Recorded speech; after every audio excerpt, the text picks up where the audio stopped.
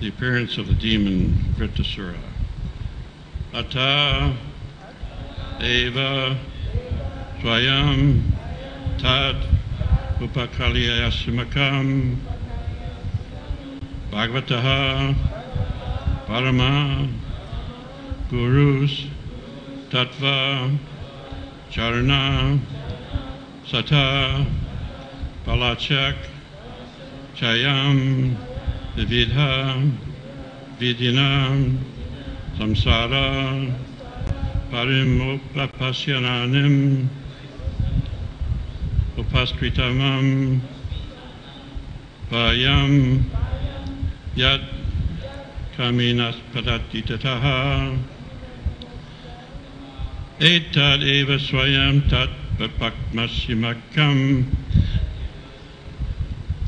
Bhagavatam Paramam Guru Tattva Charana Satyapalaszchayam Vidi Vina Samsara Padisrama Pasyananam Upasvitanam Vayam Yat Kamina Pasiditaha. There's no board. Ata, eva, therefore, swayam, yourself, tat, that, bakalyampaya, please arrange, asmakam, of us, bhagavataha, of the Supreme Personality of Godhead, Parama Guruhu, the Serene Spiritual Master, Tattva, of you, Charana, of the feet, Sata Palastat, like lotus flowers with hundreds of petals, Chayam, the shade, Vividha, various, Vrina, with dangerous positions, Samsara, of this conditioned life, Padisrama, the pain, Upasinanim, relieving, Upastritanam, the devotees who have taken shelter at your lotus feet. Vayam, we, Yat, for which, Kamena, by the desires, Upasatitaha, cause to come near the shelter of your lotus feet. Translation purport by Divine Grace, Srila Prabhupada Ki Jai. Dear Lord, you are omniscient, and therefore you know very well why we have taken shelter at your lotus feet, which provide shade that gives relief from material disturbances. Since you are the Supreme Spiritual Master, and you know everything, we have sought shelter of your lotus feet for instruction. Please give us relief by counteracting our present distress. Your lotus feet are the only shelter for a fully surrendered devotee, and are the only means for subduing all the tribulations of this material world. Please repeat. Dear Lord, you are omniscient, and therefore you know very well why we have taken shelter at your lotus feet, which provides shade that gives relief from all material disturbances. Since you are the Supreme Spiritual Master, and you know everything, we have sought shelter of your lotus feet for instruction. Please give us relief by counteracting our present distress. Your lotus feet are the only shelter for a fully surrendered devotee, and are the only means for subduing all the tribulations of this material world. Purport. One need only seek shelter at the shade of the Lord's lotus feet. Then all material tribulations that disturb him will be subdued. Just as one comes under the shade of a big tree, disturbances caused by the heat of the scorching sun are immediately mitigated. Without asking for relief, Therefore, the whole concern of the conditioned soul should be the lotus feet of the Lord. The conditioned soul suffering from various tribulations because of existing in this material world can be relieved only when he seeks shelter at the Lord's lotus feet.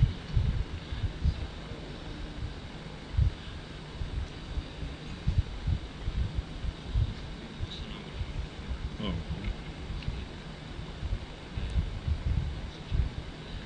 This one? Oh, okay.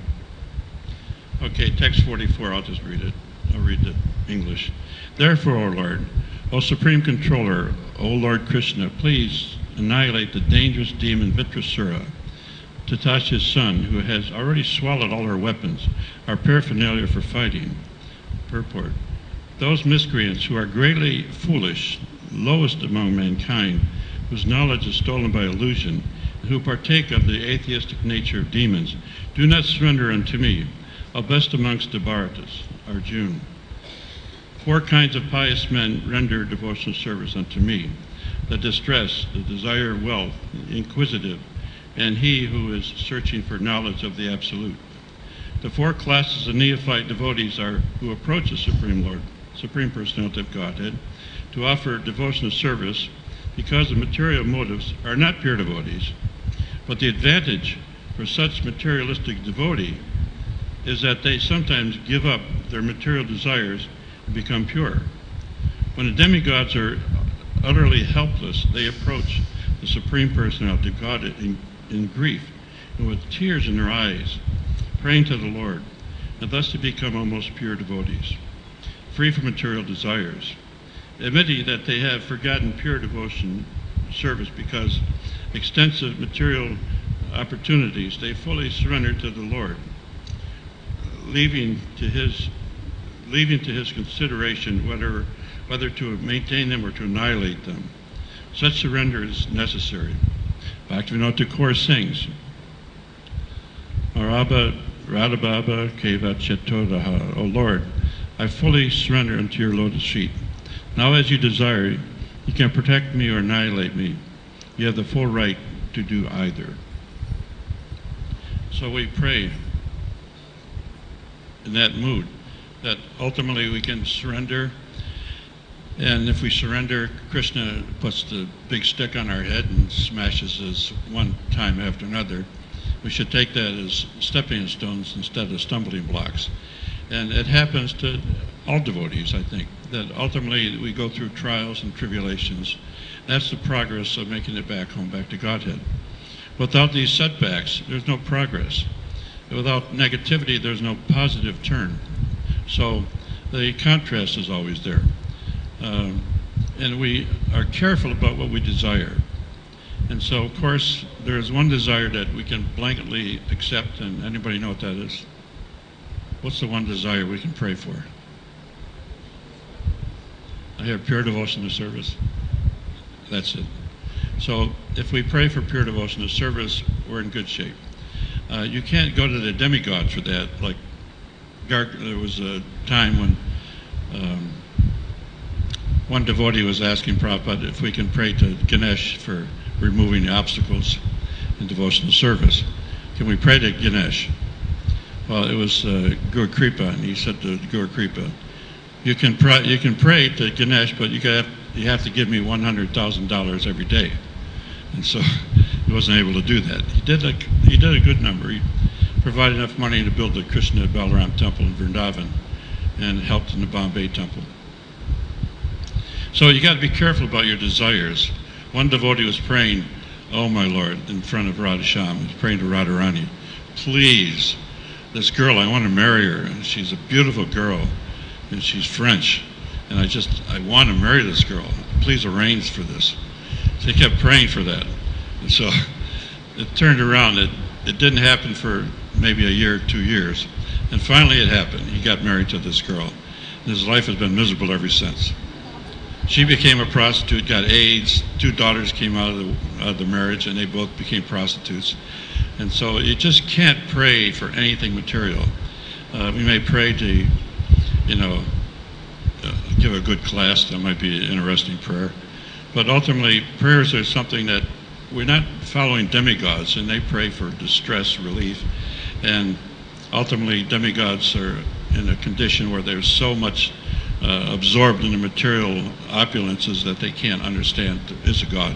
Even aliens that come into this planet, from what I've read, is that even the aliens have no idea of God. They have no position in these other planets. God comes to Earth.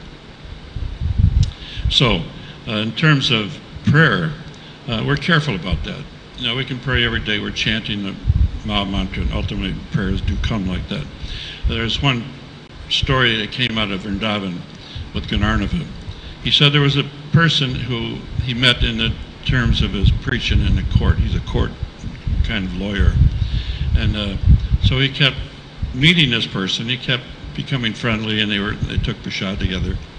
And so the guy kept insisting, don't ask me about my life, but I want to be your friend, and I want you to come to our house, and I want you to, do a house program. So he goes to that man's house, and he was extremely wealthy, huge amount of money.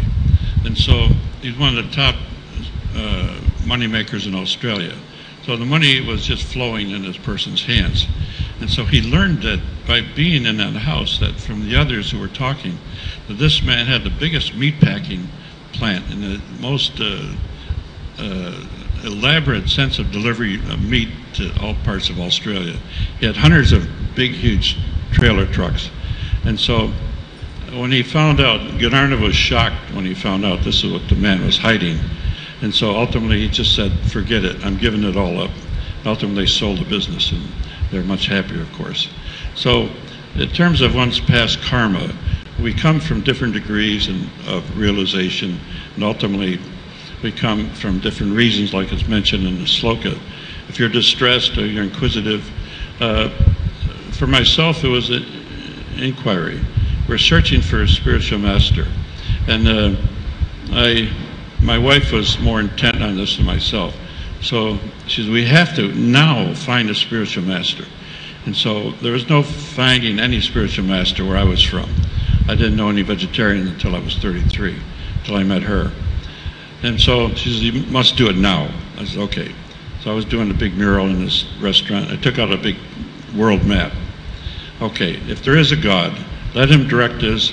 And I came down with my eyes closed into the map. And I came to a spot in Costa Rica, 5,000 miles away. We had to go through America, Mexico, Central America, and finally to the Panama Canal Zone, Costa Rica. And there was a devotee coming down the other side. He was coming down the west coast. And so he was running from the law. And so he ended up in the same place. And so one morning, we're having ice cream at this parlor, and all these different Timothy Leary people were there. And so he comes in and he announces, I have a guru. Everybody else got up and left. And I said, who's your guru? Then ultimately, he showed a picture of Prabhupada. And he gave me a Nectar Devotion. That was the first book I got. And so I looked at the book, and I know this person. I passed him on the street in New York back in '66. I was just walking down the street, and this person with pointed shoes, rubber shoes, and walked by. And so I just missed it in a flash. At any rate, I got a job uptown working as a commercial artist, and that was the end of my opportunity. So in terms of desires, I want to bring out a couple points here.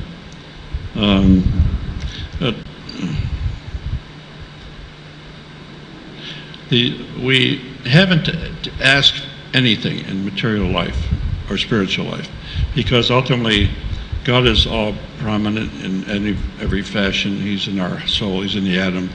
Ultimately, this idea of the atom being, just from early investigation, Darwin's time, there was no way of understanding what the atom is all about, or it goes into the depths of the integrity of what material science is all about. So the atom ultimately goes so deep, and there's one little machine that turns and it spins on itself, going to revolutions that any machine can't do, but a little tiny atom does that. Okay, so in terms of what Krishna provides, he can provide everything in a flash, or he can take it all away. In my case, he took it all away. I was, striving to do so many things in material life, making it as a big artist, and ultimately, one by one, it all came tumbling down. Like Prabhupada's business took a fall when he was trying to develop his chemical business. So if Krishna is happy with you, you lose everything. And so I guess I was in a good position. In terms of being a recipient of Krishna's mercy, it may come in different ways. Like just a few days ago, lightning struck about 10 feet away. And I thought, well, this is Krishna's mercy. 10 more feet and I would have been fried and dried. Anyway, there's a guy I read in this newspaper that he was hit by lightning 7 times. Everything he did turned into a disaster. He'd get into a bus and the bus would crash. He'd get into a car and there'd be car accidents. Everything he did turned negative. So some kind of karma is repeating itself from past life. So if we're having any kind of trouble, ultimately it comes out of a previous life. And so the idea about it all is that just don't even look at it, just swim through it. If you take these obstacles and just step over it, ultimately you become more advanced, more fast. And so this guy finally committed suicide because he couldn't handle it any longer. Now, in relation to this, we've heard it over and over again about the demigods asking for all these desires. And so because of their opulence and their fear, and Prabhupada tells a story about the German ladies, that ultimately they were praying to God, oh please, our Lord, in an impersonal way, please bring back my husband, my son, please bring back my brothers. I mean, all these ladies were praying for that. And of course, on the other side, the different sides of the war, they were all praying for the same thing. And so, but none of them came back. And so Germany turned into a whole nation of atheists. And it's still prominent in Germany. The hardest hit place is Germany in terms of our movement. Hans Duda had nothing but a hard time preaching. But it went on. And so Germany is progressing. It's still illegal. And in terms of preaching in Germany, Nostradamus made a prediction, and this is like something revolutionary, that he predicted that he's contemporary of Lord Chaitanya. So he said that what I see is that coming out of the east is a person, a brilliant person, with his clothes of yellow and turning to blue. I see him as a dual kind of personality. And so what I see here is that this person will ultimately come to prominence in 500 years in terms of the millennium change. And so that happened as soon as the Lord Chaitanya's 500 year came. And he also, he was looking at that and seeing that this person's words will be echoed by a person carrying a rod, a danda. And so he will be wearing saffron cloth, and he will be preaching a message that will break the stones, the hard stones of German hearts and German mentality. And so that took place. That ultimately in Germany, it became softened by the words of Srila Prabhupada. And Prabhupada's words will be hitting like rocks and breaking rocks, but it'll be touching the warmest part of the life, within the heart. And so that happened also. So as devotees, we give up basically material life, and ultimately there's no two ways about it. This has been touched on for so many days. I'm going to jump to Srivas Pandit's disappearance festival is today. So Srivas Pandit, as we know, is Narada, and his younger brother is Parvat Muni, and so that was Ram Pandit. So there are 5 sons, and Srivas was the second in line, so he was second under the older brother. And his wife, Malini, was Ambika in Krishna Lila, and she was the wet nurse of Krishna. Malini and Srivas were like mother and father to Nimai. They lived 200 yards down. Srivas Angam is still there. And the pastimes that took place, we know from CC, that so many wonderful things took place. but they were very close. And Srivas kept asking Nimai, will you please get serious about your spiritual life? Oh, that brings another story. It was just a dream that came up some years ago. And I'm sleeping, and in the dream, Prabhupada came to me. So in the dream, he says, get serious about your spiritual life. So yes, Yoga. I got up and I wrote down the whole idea. And so then I go back to sleep, and again he comes. Only this time he comes with somebody else.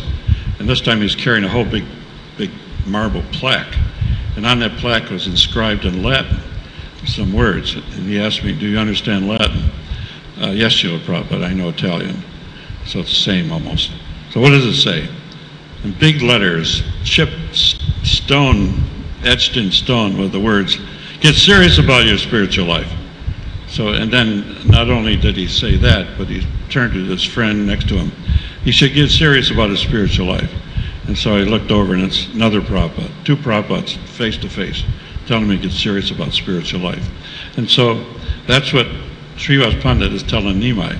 Nimai says, don't worry, very soon I will be very serious about spiritual life and taking the shelter of the lotus feet of Lord Krishna. You don't have to worry about that. And so they were very close, and all the time. And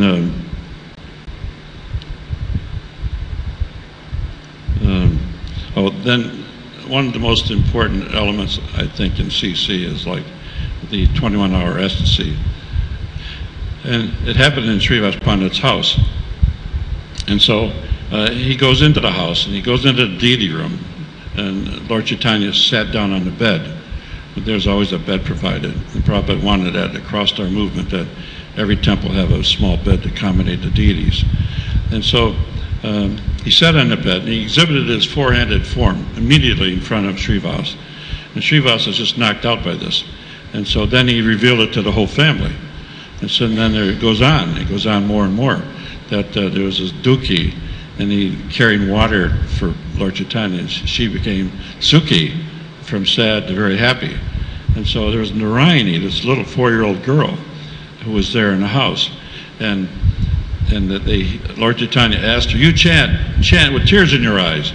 And immediately this little 4-year-old girl started chanting, and tears shooting out of her eyes in complete transcendental bliss. So Lord Chaitanya touched everybody in the house. And then not only did he touch everybody in the house, but he touched the son who had passed away in the midst of the kirtan. That kirtan was running for the whole day and into the night. Some of these kirtans just would not stop. Vikaswara Pandit was also a 72-hour kirtan man, so dancing would not stop. So Srivas Pandit didn't want it to stop because of this incident that took place with the son. And so the son passed away, and everybody in the house was lamenting or crying. And Srivas said, listen, if you don't stop crying and stop lamenting, I'm going to go to the Ganga and drown myself. And so it calmed them down, so they were a little quiet. So he goes back into the kirtan group, and it goes on and on and on until the middle of the night. And so then Lord Chaitanya finally stopped and sensed something was wrong. And so we heard the story, that ultimately he touched the boy, and the boy comes back to life. And so he says, by your command, I am now ready to leave this body. You've asked me to, I'm following your, whatever your desire is. You're the Supreme Personality of Godhead. And by your desire alone, everything moves and doesn't move. Whether it runs or doesn't run, it's by your desire. And so he says, by your mercy now, I'm allowed to go into another birth. So if you allow me, I'll take advantage of that. And so he passed on, he gave the philosophy, and then he left, you know. Then when the Qazi was introducing this dictatorium that no Sankirtan be heard, no playing of mridang, no drums, and no anything Sankirtan. And so turns out that Srivas Pandit was one of the first to hear this, and he just laughed at this order. And the Muslim said, the king, Qazi said, you will all become Muslims by my demand, and you will lose all your property. And so they thought that was ridiculous. Here's Lord Chaitanya, the Supreme Lord. And so in a second he could countermand any of these stupid laws by the Muslim government. And so when Lord Chaitanya found out about it, I'm going to kill all these Muslims. And so he was outraged, and his first nonviolent happening took place. That now Gandhi repeated the idea. Martin Luther King also, nonviolent protest movement. It happened with Gandhi. And Prabhupada made a joke about it, that ultimately so many 40 years of nonviolent protest and nothing happened. Gandhi is protesting through this nonviolent program, not like Lord Chaitanya. Lord Chaitanya came out with the force of thousands strong, and so he came to the house of the Kazi to destroy it, and so destroyed the Kazi, and he was shaken. He was hiding in his room, and so but Gandhi, they just kept going on with this nonviolent thing. And so Prabhupada talked about it. He says that they line up in rows and they go into this, people with clubs, and they get smashed over the face one after another, taking it on the head, like taking it in the face. And so, but the real person who changed the world in India was this Bose. He went to, he organized the Indian Army. And what they did, he talked to Hitler and Tojo, and he got all the Indians that were surrendering. And they gave up fighting because they didn't want to fight for the British anymore, because the British were running India by manpower and money, and Indian money. And so when they saw that the government was changing in terms of with the leadership of this Jagat Chandra Bose, he was able to stop the whole violent thing that was going on in India with the British. And so, but nonviolent protest, when Lord Chaitanya came to the house of the Kazi, he did it in a very nice way. You're my distant relationship because of Chakra, you're one of the, I forget. And so in any case, there was a contact there, and so he says, okay, you're, as you know, ultimately, your Muslims are killing your mother. And so, but he says, but you also, you're killing, you're eating, and you're having to kill whatever you eat. And so that exchange went on, and we know the history.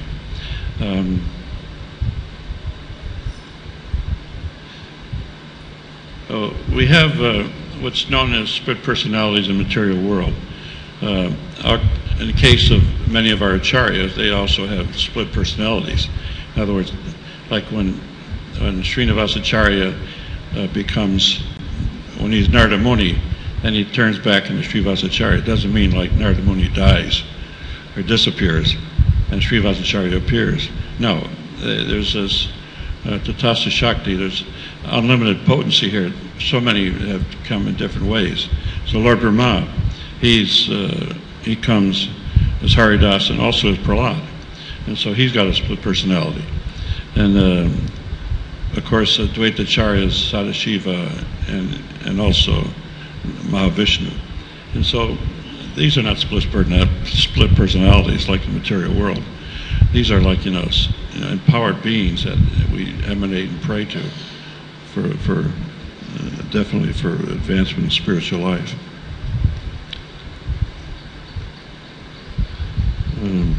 There's some of the stories that came out of that 21-hour ecstasy are pretty interesting, just to recap some of it. That the mango tree, now we're in the mango season now, and so we got a good taste of mangoes. But that mango tree produced mangoes with no skin and no seed. And one mango would satisfy you for a whole day. So we got to eat several mangoes to be satisfied. But that mango tree went on for a whole year. Lord Chaitanya picked 200 the first time. They kept going on for a whole year, providing mangoes for all the devotees. When the kirtan was going on, they have a mango break afterwards. And then in terms of that 21-hour ecstasy, the first thing that happens is Lord Chaitanya says, I am He, I am He, I am, and he's saying, I am the Supreme Personality of Godhead. He was very clever in hiding it all those years. And so although Srivas knew it, and Dvaita, he knew it, and a few of the others, the Panchatattva, they all knew that Lord Chaitanya is coming. But he was so clever to hide it that they couldn't be sure. And so finally now he reveals it, I am He. Imagine hearing that or seeing that Lord Chaitanya is sitting there in four hands and declaring that He is the Supreme Lord. And so it began like that. And then the different things took place, like Murari Gupta comes, and he's gifted as being Hanuman. So he gets on the shoulders of Murari Gupta and dances with a club and becomes, Ramachandra. And this kirtan went on for a whole year without stop in Srivas Pandit's house in the Yangam. One astrologer approached Lord Chaitanya and was asked, Lord Chaitanya asked him, who was I in my previous life? So he thought on it and meditated on it. The guy was a good meditator as well as a good astrologer. And so he saw that this personality was God. Actually, in his previous life, he had so many wonderful pastimes and able to establish so much in terms of what God can do on his planet. And so he just was bewildered. And so then again, he looked at Lord Chaitanya. He says, well, I'm a little confused. So I says, what I see here, comes to my meditation, you are a Supreme Personality of Godhead. And so so you're going to be, doing so much in this life in terms of liberating conditioned souls. And so he said, no. I was a cowherd boy. And I said, I was just a simple cowherd boy living in Vrindavan. So whatever you may say, but all I'm doing is paying my obeisance because you are a Supreme Personality of Godhead. Then he got on those are the shoulders of Murari Gupta, and he got the boar incarnation happening by Dance with a Club. It's mentioned that in terms of accepting our fate, or accepting whatever we have in terms of living in this conditional world with whatever miseries that come, whatever opulence comes. Look at the tree. The tree is a personality embodied in this form for thousands of years, but making no, as Prabhupada mentioned, there's no complaints. He'll give everything, fruit, tree will give everything, branches, ultimately itself. And so we have to be a little bit in that condition, in that space, that the conditioned life doesn't affect us, but we give everything and ask for nothing. So a devotee does that. Ultimately, in terms of devotional service, this is our whole mood, that we give and we take nothing. I'm going to talk a little bit. I was asked to talk about Brahmananda. Well, Brahmananda, he took everything and gave nothing for me. And so he was doing me a favor, because he asked, I told the story the other day, and in any case, I'll tell it again briefly, that these were the transcendental pirates of ISKCON. And so Garga Muni he's called the Garga Muni by Srila Prabhupada. He started with nothing. He came, they had to run from the law in America, so they were like evading the law, and they came to Vrindavan because they did a violation of copyright. And so these two transcendental pirates, Garga Muni had 7 monitors in front of him, and he was stealing from each monitor different programs that were going on in ISKCON and outside ISKCON. So he was making CDs and just pumping them out one after another. So, and Brahmananda and he were like 2 transcendental pirates. And so they asked me to help them in a couple ways. And one way was to make a footprint of Prabhupada from his footprints and mass produce it and stamped in metal. And so I said, well, I'll investigate, see if it can be done. Where we can find a big press and how to do this thing, or if it's lost wax, how are we going to make these things and mass produce. But I need 10,000 rupees in order to do it. So they gave me 10,000 rupees, very difficult getting money out of either of those two guys. And so I went to Jaipur with a couple others, and we figured out, we tried every possible way, but we couldn't find any means to do it. So I came back to him and I said, well, I got some good news and bad news. The good news, I found out the answer. The bad news is I lost your 10,000 rupees. Oh, no, you can't do that. This is like, we wrote the book, you can't cheat out of 10,000. But I gave him the invoices. We spent it in trying to figure out how to do it. It couldn't be done. And so later I cooked some bagels for these wonderful Jewish boys, and they were pacified. So Brahmananda kept insisting that he was the first devotee. And so he was the first one to see Prabhupada. I said, no, you're not the first. I'm the first. I saw him walking down the street in 1966. He was just walking near Tompkins Square Park. I was living just near the park. Then he said, well, Chippiwala, I was the first devotee to go to Chippiwala. I said, what was in the cupboard? Chippiwala is the place where Prabhupada had his preaching going on in Delhi. So he was very close to the paper market, so from there he could go out. But his friend, Pandey, was able to give him that room free. And so that room was kept intact for Prabhupada. And so in the cupboard were a whole stack of these dust covers. It was about that many piled up. And I asked him, what was in the cupboard? He said, well, it was empty. I said, when I got there, it was full of those dust covers. So he wasn't the first one in that room. And upstairs was a lady living very close to Prabhupada, but on the roof. And so I was up there doing a drawing, making a painting of Prabhupada from his view, looking at the Jamna Mosque.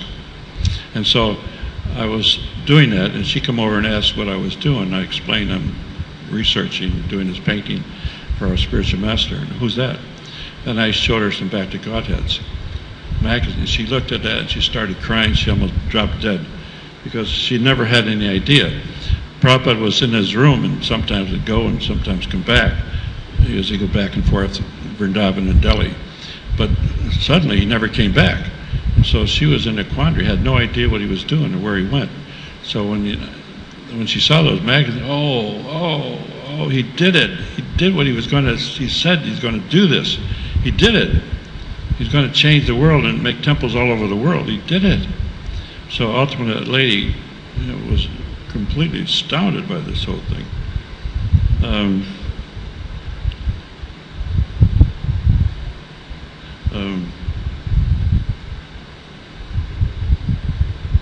So one last point is, I could ask her a question. There's one running debate that took place with Gargamuni, and there's 4 other sannyasis that took place. And they were claiming that they were making this supposition that Prabhupada is God. And so even today, or last time I talked to him, not today, but last time I talked to Brahmananda at Gargamuni, they said, yes, for us, Prabhupada is God. We don't know Krishna directly, so Prabhupada we know. So he's our God. And so they looked at it that way. But the movement was very upset by this whole thing. And Prabhupada, he banished the whole 4 of these. There was 3 or 4 sannyasis that got banished from the whole movement. And because of this idea that if Prabhupada is God, that means anybody directly in line behind me is Acharya.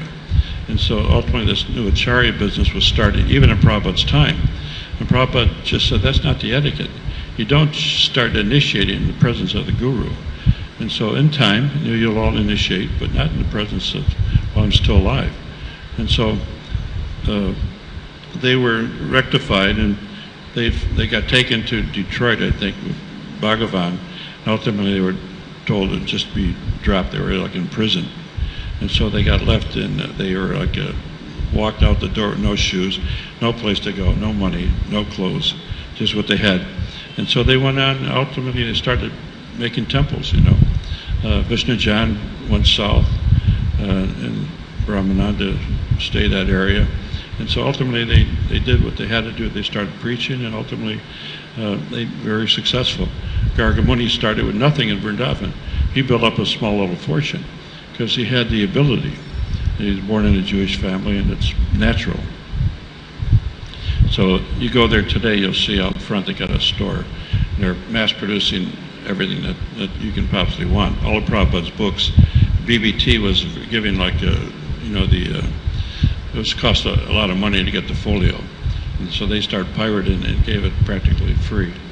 And so there were some good things and some bad things ultimately, but Brahmananda was a pirate number 1. Then he gave Prabhupada, one of the first money he's given was, George Harrison gave the money for printing a Krishna book. And Jayananda gave money, another 5,000.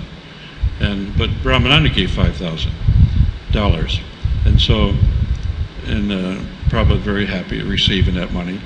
And he says, well, now I have my 3-volume books. I'd like to have you have a set, and they cost so much money. He says, but you're not going to give me free? He said, no, that's one thing, the donation, but the books are separate. And so he made a distinction. Okay, now you got to pay for the books. He was very unhappy about that. But Brahmananda, he confided in me so many times that he was so close to Prabhupada. Prabhupada called him like with Tamal Krishna Maharaj. He said, where's Tamal? Where's Tamal? Where's Brahmananda? And these names were like repeated over and over again because they were right there. Key personalities that they did the needful. They had no desires really except to satisfy Srila Prabhupada. And that is the way we emanate these great souls, because ultimately they were able to do that. They were able to progress in a movement where there was nothing. You know, in a time when it was difficult, the difficult times make it easier to get faster and go further. And so they did a wonderful job in that regard. So we just follow in the steps of Srivas Pandit, and ultimately he's the pure devotee, pure exemplary of how we should lead our life and how we should satisfy the Supreme Lord by doing everything we can in the power to please the Lord. Srila Prabhupada ki jai. Go Brahmanandi. We still got some time. Anybody any questions?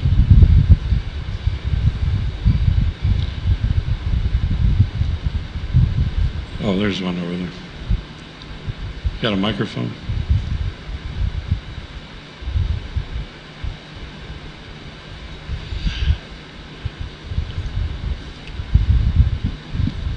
Yeah, speak real loud. I'm lose my hearing.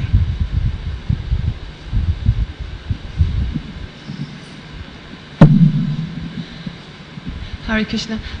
It's not a question, but it's about the taking shelter of the lotus feet. Say it again. Speak real into it. It is not a question. It's about taking shelter of the lotus feet. The purport was about the lotus feet, and I just wanted to share a small something. Take more shelter, lotus feet? Yeah. Can I say something on it? Oh. Yes? Yeah. Well, Krishna's feet are so big. You know, there's taking shelter is no problem, because his baby print is that big. And so it means his full-size print is that big. And that means he's at least 18, 19 feet tall. But the lotus feet encompasses all the creation. And so being under the shelter of lotus feet is like under the shelter of Srila Prabhupada's feet. So Prabhupada has small feet, but his feet spread all over the world. And when he walked, he didn't touch the ground so often. I mean, I saw it with my own eyes. I saw it on different occasions. He was walking, but he was not touching, he was just gliding. So if we take shelter of Prabhupada, ultimately, that shelter carries through this life with no difficulties. Ultimately, if we have difficulties, it means we're doing something maybe that has to be corrected. And so ultimately the correction comes in the way of minor, like the fan, you unplug it and still moving, as the analogy goes. Or the idea of truth. You know, when we speak of truth, we follow in the line of the acharyas. And so ultimately we're in the shade of not only, Prabhupada, but the whole parampara going to Krishna. So that shade is like very cooling. And so like today now, it started raining, it got very cool from the heat. And so the shade of the lotus feet of the Lord is like given as an analogy, but it's it's true. That ultimately, if we take the shade of the lotus feet of the Lord, ultimately there's no difficulties. Does that answer that? Anybody else? Get an agree? Srila Prabhupada ki jai.